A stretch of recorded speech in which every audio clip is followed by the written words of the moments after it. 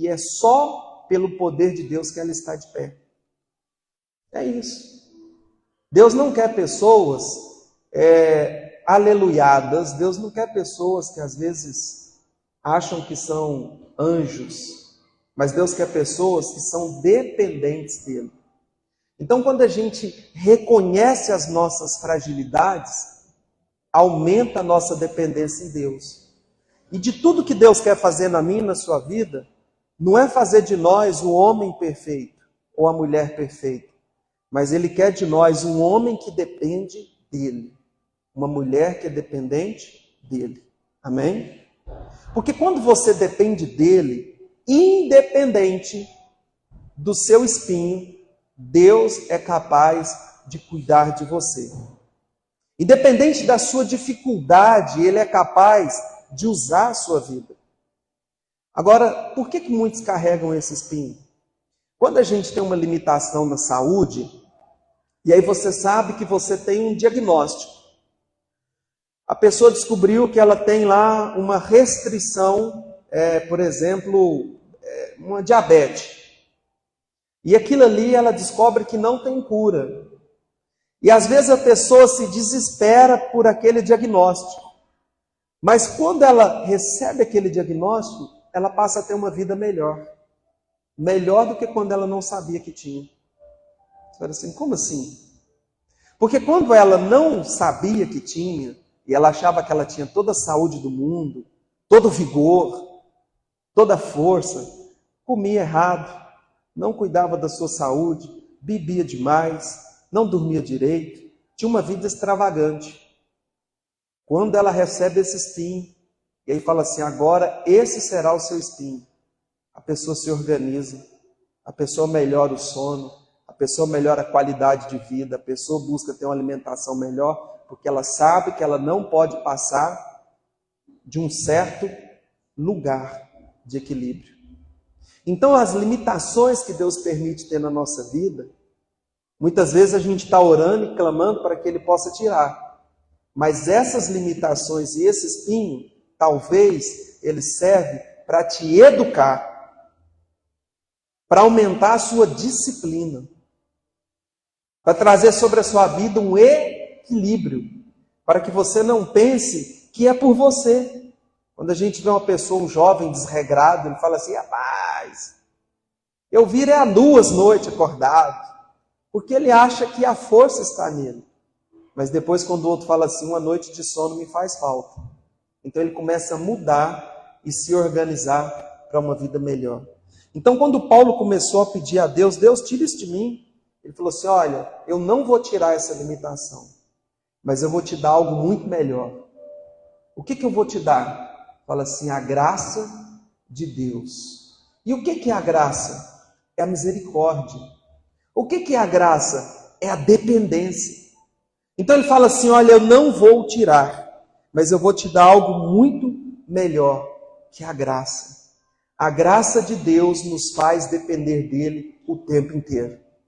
A graça de Deus nos faz andar, conduzindo, resolvendo a nossa situação, não na nossa força. Porque a palavra do Senhor fala que um homem maldito, o homem, aquele que confia na força do seu braço. E quando a pessoa se encontra limitada com espinho, ela fala assim, eu só posso vencer hoje se eu depender de Deus. Deus quer que você aumente a sua dependência nele. Amém? É por isso que Deus permite que algumas limitações na sua vida, elas permaneçam, para que aumente a dependência de Deus na sua vida. Então Paulo, ele diz o seguinte, já que o Senhor não vai tirar, então com essa limitação, eu preciso depender mais do Senhor para aprender a sofrer as perseguições, para poder sofrer as privações, as angústias, por amor de Cristo. Porque quando eu sou fraco, então eu sou forte. E aí ele entendeu o seguinte, tudo bem, se Deus não vai tirar essa limitação da minha vida, vai aumentar a minha dependência. E quando eu pensar que eu sou fraco, eu vou entender que em Cristo eu sou forte. Qual que é a sua limitação? O que você precisa e que você pede tanto a Deus, arranca isso de mim. E às vezes Ele está te dizendo hoje, olha, eu só quero aumentar a sua dependência. Por isso eu permiti essa dificuldade. Por isso eu permito esses obstáculos na sua vida, porque você vai ter que clamar e falar, Deus, me ajuda. Porque enquanto a gente acha que a gente pode comer de tudo, beber de tudo, fazer de tudo, levar uma vida de qualquer jeito, sem nada para restringir a nossa vida, a gente também não para depender de Deus. Mas Deus quer aumentar a sua disciplina. Como aquele que descobriu que tem um diagnóstico e esse diagnóstico não tem cura. E aí você fala para mim, mas eu vim pedir uma oração e Deus não vai me curar? Deus não vai me abençoar? Vai te abençoar. Muito mais. A sua vida pode ser muito melhor em Deus. A sua conquista pode ser muito maior em Deus. A sua plenitude e satisfação de vida, ela pode ser muito maior em Deus. Mas quanto mais você aumentar a sua dependência nele. Sabe por quê? E eu quero continuar dizendo. Enquanto a gente acha que é pela nossa força, a gente não consegue experimentar a revelação do Cristo. Quando a gente chega em algum lugar e Deus nos permite alcançar uns lugares, a primeira coisa que a gente faz é o quê? Graças a Deus. A gente aprende a dar graça a Deus. A gente aprende a entender que quando a gente conclui um trabalho, quando a gente passa por um desafio, a gente já não mais olha como aquela pessoa desregrada e fala assim, tá vendo? O quanto que eu sou bom? Mas por mais que as pessoas olhem para você e digam, tá vendo? Você é muito bom. Você fala assim, olha, só tem um bom, Pai das luzes. Se eu só estou em pé, é porque o Senhor me conservou com saúde. É quando a gente escuta aquele testemunho da pessoa dizer, olha, pelo diagnóstico médico eu não estaria em pé, mas por Deus eu estou de pé e eu continuo vivendo muito melhor do que eu vivia antes. Porque é melhor confiar em Deus, é melhor depender de Deus do que depender da nossa força. Quero te falar uma coisa, a nossa força, ela acaba, mas o poder de Deus se renova todos os dias. É por isso que a palavra do Senhor diz, vinde a mim todos que estáis cansados, sobrecarregados, e eu vos aliviarei. Eu não sei qual que é o seu espinho. Aliás, eu desconfio das pessoas que não têm nenhum espinho. Sabe aquela pessoa que aparenta ser o melhor dos melhores? Um homem de ferro, que não tem suas fragilidades? Eu acredito que cada um de nós temos um espinho. Sabe qual que é a diferença? Tem alguns que não reconhecem. Que pode ser arrogância, que pode ser o vício, que pode ser a mentira, o egoísmo, a vida desregrada, a mesquinhez. E é importante quando a gente reconhece isso. A Bíblia não fala a respeito de Paulo claramente qual que era o espinho que ele tinha. Se era a sogra. Sogra não é não, né? Sogra é benção. A minha é uma benção. E a da Lorena é melhor ainda. Hã? A gente não sabe qual que era a limitação dele. Mas deixa eu te falar uma coisa. Fala assim, ó. Paulo sabia. E eu quero te falar uma coisa. Você sabe qual que é a sua limitação, não sabe? Você sabe qual que é o espinho, ou talvez a sua fraqueza. Quem conhece aquele ditado, o calcanhar de... Você sabe que todo mundo olha para você e vê você fortemente armado e protegido, não é? Mas você sabe qual que é o seu calcanhar de Aquiles. Você sabe o lugar aonde te afeta. Mas deixa eu te falar uma coisa, você precisa saber o Deus que te protege das flechas. E por mais que você estiver forte, todo mundo olhar e falar, nossa, que armadura potente, e aí você vai olhar para aquela pessoa, e você vai olhar para Deus, e você vai falar assim, Senhor, o Senhor sabe, só a tua graça é que me faz estar de pé. Não pense que é sua armadura. Não pense que são aquilo que as pessoas olham e falam, você é forte, você é uma mulher forte, você é um homem forte. Não, irmãos. É a graça de Deus. E se você entender, viver nessa graça, você vai experimentar o que é o sobrenatural. Quem aqui sabe qual que é o seu espinho? Não precisa falar. Nem Paulo falou, mas todos nós temos um. E é difícil a gente assumir isso, né? A palavra do Senhor diz, lá em Romanos 7, 8, diz o seguinte.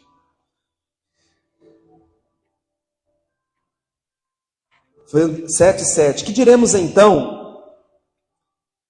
Que a lei é pecado? De modo nenhum. Mas eu não teria conhecido o pecado senão por meio da lei. Porque não teria conhecido a cobiça se a lei não tivesse dito, não cobice. Mas o pecado, aproveitando da ocasião dada pelo mandamento, despertou em mim um tipo de cobiça. Porque sem lei o pecado está morto. Houve um tempo em que sem lei eu vivia. Mas quando veio o mandamento, o pecado reviveu e eu morri. Eu verifiquei que o mandamento que me havia sido dado para a vida, esse tornou o mandamento para a morte. Porque o pecado, aproveitando da ocasião dada o mandamento, me enganou, por meio do mandamento, me matou. Ele começa a falar a respeito das dificuldades, do pecado, do conhecimento. E ele fala assim, olha, quando instituiu a lei, eu entendi que algumas coisas da minha vida agora, elas estavam totalmente o contrário daquilo que deveria ser. Aí, no versículo, vou pular um pouquinho, 18, ele diz o seguinte, porque eu sei que em mim, isto na minha carne, não habita bem nenhum, pois o querer, o bem que está em mim, mas não o realizo, porque não faço o bem que eu quero, mas o mal que não quero, este eu faço. Mas se eu faço e não quero, já não sou quem faz, e sim o pecado que habita em mim. Ou seja, aqui em Romanos ele começa a dizer o seguinte, olha, agora eu entendi uma coisa. Sou de Deus, você é de Deus, nós somos de Deus, mas ele fala que agora travou uma luta. Porque ele fala assim, o que eu quero fazer, eu acabo não fazendo. Quantas promessas você já fez? Quantas pessoas, depois de uma noitada, falam assim, foi a última vez, até no próximo final de semana. Uma vez encontrei um rapaz, ele falou assim, eu pensei que eu tinha morrido. Eu nunca bebi na vida igual eu bebi semana passada. Agora eu parei. Nunca mais. Foi sério? Nunca. Apanhei nojo. Até passar uma semana. E aí o interessante é que Deus já sabia que você ia fazer essa promessa. Eu nunca mais vou brigar com a minha esposa. Eu estou fazendo um compromisso aqui perante Deus, que eu vou cuidar na outra semana, quando o cara vê, ele surtou. Eu nunca mais vou desonrar meu marido. Eu vou cuidar, vou ser paciente. Passa um pouquinho. Eu nunca mais vou ser grosseiro. Vou sair andando, bravo, chutando porta. No outro dia, ele fala, voltei a fazer a mesma coisa. Deus já sabia que você ia fazer isso. E às vezes é essa fragilidade que faz você voltar para Deus. Entendeu como é que Deus trabalha? Fala assim, eu preciso ser dependente. Eu preciso da graça de Deus sobre a minha vida. E aí ele fala assim, olha, de forma que aquilo que eu não quero fazer, eu acabo fazendo. Mas aquilo que eu falo que eu tenho que fazer, você conhece alguém assim? Agora vai ser tudo diferente. Até que hora? Até o outro dia. Agora na minha casa eu coloquei diante de Deus e... Deixa eu te falar uma coisa. Não é isso que Deus quer de você. Fala assim, Deus quer de mim dependência. Dependência é o seguinte, quando você vem e fala assim, Deus, eu estou aqui pela 10ª vez. E se eu precisar morrer com esse espinho, eu vou morrer dizendo que a sua graça sobre mim me faz continuar sendo dependente até o último dia da minha vida. Mas eu não abro mão. Está disposto a ir até o fim? A lutar contra a sua vontade, contra a sua carne, contra os seus desejos até o fim? Deus não está querendo achar aquele que é o bom. Deus não quer o jovem sarado que vira noitado e não sente nada. Deus não quer o homem desbravador, a mulher guerreira que vence todas as batalhas. Deus quer a pessoa que depende dele. Sabe, um pai, quando um filho chega, a não ser que o pai seja muito ruim, mas o filho chega e faz a coisa assim, erradíssima. O pai não pega um pedaço de pau e fala assim, você errou, eu vou te matar. O pai que é pai, ele fala assim, fala meu filho, pai, eu dei mancada. O que o pai faz? Vem cá. Isso acontece. Semana passada, roubaram a bicicleta do Vitor. E aí, ele me ligou bravo, e porque roubou a bicicleta e tudo. Na primeira intenção humana, a gente quer falar assim, por que? Onde que você deixou? Por que você não vigiou? Não é assim? Mas não é assim que Deus faz. Aí eu falei para ele assim, você está bem? Estou bem. Fique em paz. Preocupa com isso não. Mas eu deixei aqui, eu estou... Calma. Você quer que eu te busque? E é assim que Deus faz com a gente. É assim que Deus cuida de cada um de nós. Com misericórdia. Ah, mas você cuidou direito, você não cuidou? Deu errado. Mas agora, o pai sempre vem para trazer o quê? Mas quando o filho é dependente dele. Eu quero te perguntar uma coisa. No seu momento que o espinho está apertando, o que você faz? Você desiste? Ou você vai buscar aquele que pode trazer conforto? Ele diz o seguinte, o mal que eu não quero fazer, eu acabo fazendo.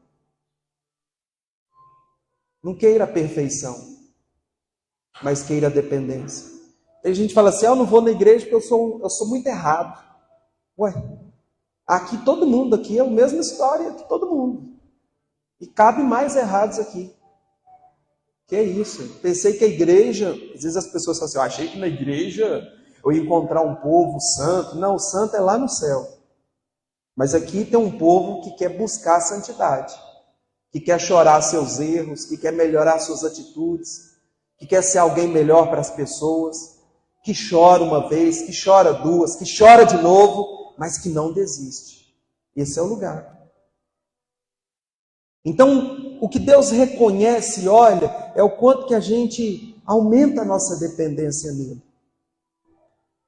Ele diz o seguinte, olha, aquilo que eu não queria fazer, eu acabo fazendo. Irmãos, tem coisa que você vai lutar a vida inteira. Mas sabe de uma coisa? Você não pode desistir, porque ele não desiste de você. Aí você fala assim, como é que eu faço? E ele diz o seguinte, vigiem. Vocês precisam vigiar constantemente, para que vocês não caiam em tentação. O espírito, na verdade, está pronto, mas a carne, fala assim, é fraca. Ele diz o seguinte, olha, Mateus 26, 41. Você precisa vigiar. Irmãos, irmãs, aqueles que nos acompanham, não pensa que você é forte. Pensa que você tem que vigiar. Em tudo que você faz, por onde você anda. Porque ele fala assim, porque o Espírito, ou seja, as coisas de Deus, ok. É aquele homem que fala assim, mas eu sou de Deus. A mulher fala, eu sou de Deus. Mas acontecem umas coisas comigo que nem eu entendo. Ele fala, é isso mesmo. É porque você precisa vigiar. Porque o Espírito, aquilo que vem de Deus, você vem no culto, hoje a gente vai ter a Santa Ceia, e aí você sai daqui e fala, nossa, é isso mesmo. Mas você vai sair amanhã para segunda-feira. E você precisa vigiar. Porque o espinho está lá. A sua fragilidade está lá tentando te pegar. Os seus desafios, os seus vícios, estão lá tentando te pegar de novo. E ele fala assim, vigia. Porque o espírito é forte, mas a carne é fraca. Então a gente não briga com a carne. A gente não fica medindo força para tentar resistir à carne. A gente se apega ao Espírito. Porque no momento que a minha carne está fragilizada, no Espírito eu posso vencer todas as coisas. Segundo tópico, eu quero te dizer o seguinte: reconheça os seus espinhos. Aumente a sua dependência em Deus, reconheça os seus espinhos, reconheça a sua fragilidade. Como eu já disse, todo mundo tem um espinho. Até aquele que você olha e fala assim: gente, esse cara, essa mulher, ele não tem defeito. Não existe. Ninguém veio sem defeito. Sabe por quê? Você imagina que Deus confeccionou você e você fala: eu sou errado demais, então você é obra-prima de Deus. Porque Ele fez tudo isso e está faltando algumas coisas, você sabe para quê? Fala assim: para que o poder de Deus se aperfeiçoe. Irmão, se você fosse perfeito, você não precisaria de Deus. Mas a nossa maior imperfeição é achar que a gente não precisa dele. O nosso pior defeito é achar que nós não dependemos dele. Ah, eu tenho muito defeito, eu sou muito errado. Bem-vindo. Mas eu sou muito dependente, eu sou muito necessitado da graça de Deus. E isso não faz a gente ficar lerdo. Ah, Deus cuida de mim assim do jeito que eu sou. Mas Ele nos transforma, porque Paulo, ele sabia de toda a sua limitação. Mas ele foi até o fim e ele falou assim: olha, eu cumpri a carreira, eu guardei a fé. Ou seja, dias de pressão, dias de choro, dia de angústia, dia de... eu guardei, eu fui até o fim. Quem aqui vai guardar a fé até o fim? Quem aqui vai lutar? Quem aqui vai vigiar? Quem aqui vai orar ao Senhor? Mesmo com coisas na sua vida ainda serem vencidas. Quando eu era mais novo, e na minha época longe de Deus, eu pensava assim: quando eu ficar com uns 25 anos, aí eu vou para a igreja. Que aí, como se diz, eu pensava que quando eu fosse para a igreja, eu ia ter que ter uma vida careta agora, assim, porque aí eu já vivi, já fiz o que eu quero. Depois eu vou para a igreja.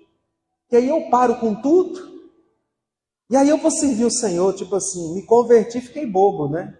Acabou a alegria. Tem gente que pensa assim: se eu começar a ir na igreja, eu vou ficar bobo, vou ter que perder meus amigos, vou ter que perder... Não, irmãos, lembra, Deus não quer tirar nada de você. Ele quer te dar algo muito melhor. E esse melhor de Deus faz você voluntariamente abrir mão das coisas que são ruins. Mal eu sabia que eu viria para o Senhor e Ele ia me dar grandes coisas, mas eu ia ter que lutar com coisas da minha vida, da minha carne, do meu pensamento, das minhas ações pelo resto da vida. Fala assim: pelo resto da vida, que eu vou lutar contra essa vontade, mas eu não vou abrir mão, porque eu vou cumprir a carreira e eu vou guardar a fé até o fim. Quem encobre as suas transgressões jamais prosperará, mas o que confessa e as abandona alcançará misericórdia. Feliz é aquele que sempre teme ao Senhor, mas o que endurece o seu coração cairá na desgraça. Ou seja, você sabe quem perde? Você acha que quem perde é quem erra, irmãos? Quem perde é quem não reconhece o Senhor. Porque tem um versículo que fala a respeito do cair, mas tem a respeito do quê? Do levantar.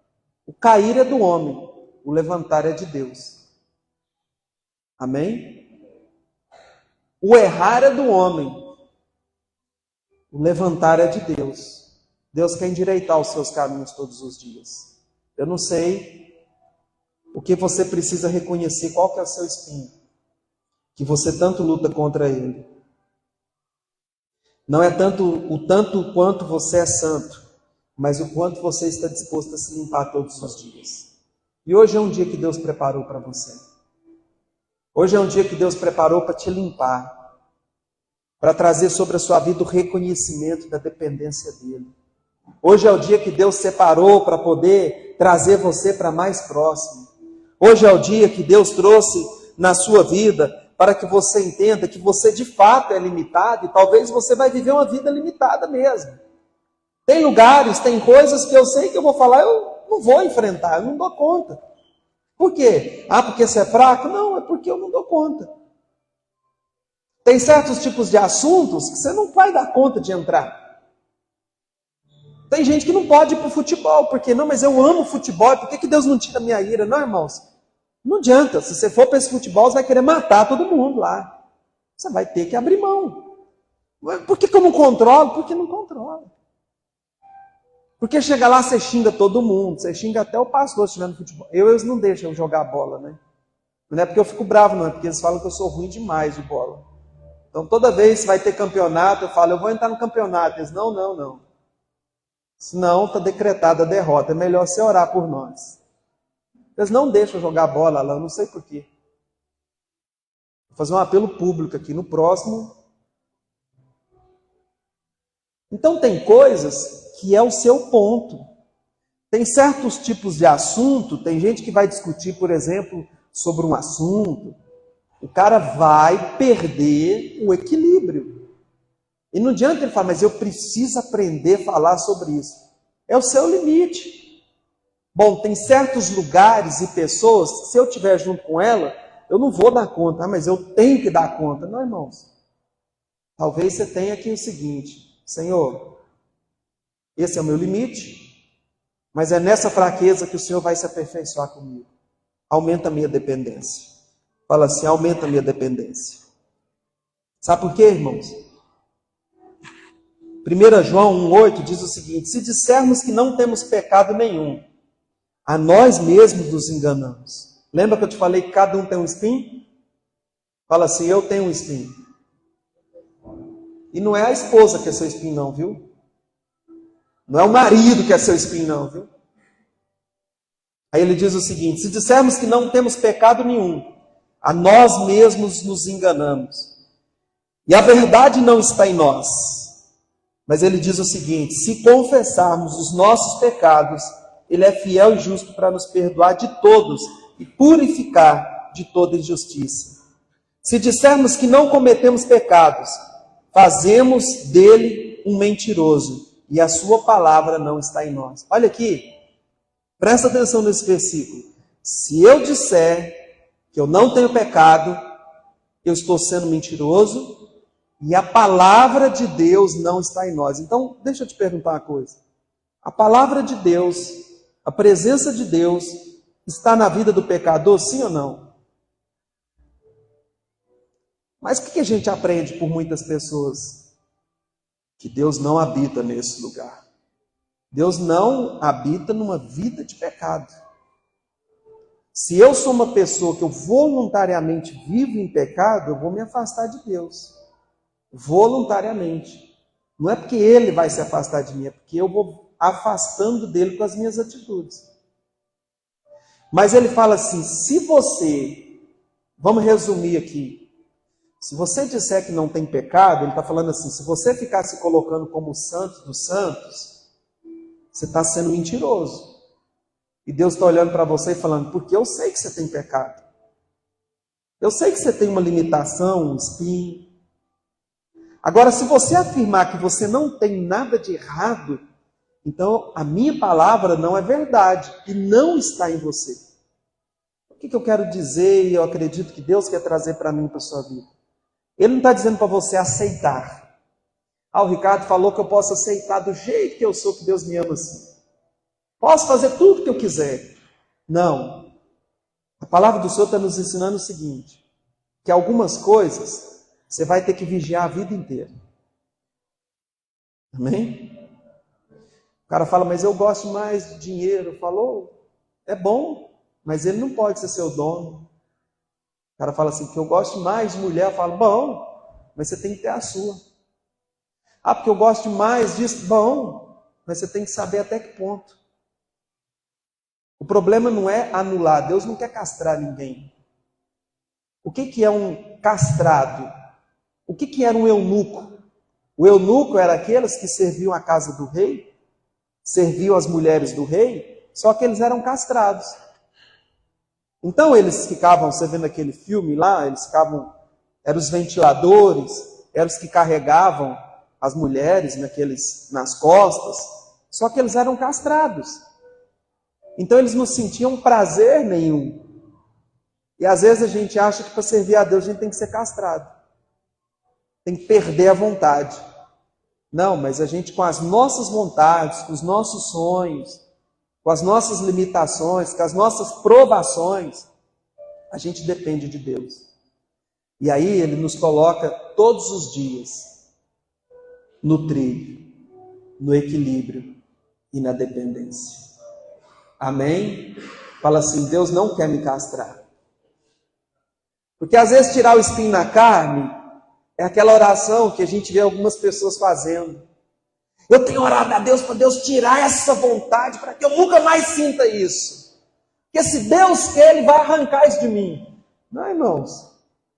Ele vai aumentar a presença dEle sobre sua vida, a ponto de você não se deixar dominar por essas coisas. Mas a vontade muitas vezes vai estar aí, para que você não se ache, para que você dependa, para que você busque o Senhor todos os dias. E eu quero orar pela sua vida. Sabe por quê? Porque quando você perde essa dependência, você começa a entrar num caminho de morte. E a primeira morte que as pessoas entram é a morte espiritual. Depois a morte física, a pessoa sem Jesus, a pessoa vai se autodestruindo. E aí primeiro ela perde a presença de Deus. Depois ela começa a cair morte física. Você vê a pessoa se definhando, se acabando, se autodestruindo. E a pior morte é a morte eterna. É viver eternamente longe do propósito e da presença de Deus. É viver longe daquilo pelo qual você foi criado para uma vida eterna. Não tem como você ter paz se você não tiver dependência em Deus. O diabo já foi vencido, quem acredita nisso? Tem gente que morre de medo do diabo, né? Você vê alguém lá possuído, você fala assim, nossa, sangue de Jesus. Eu não tenho dom para expulsar isso aí não.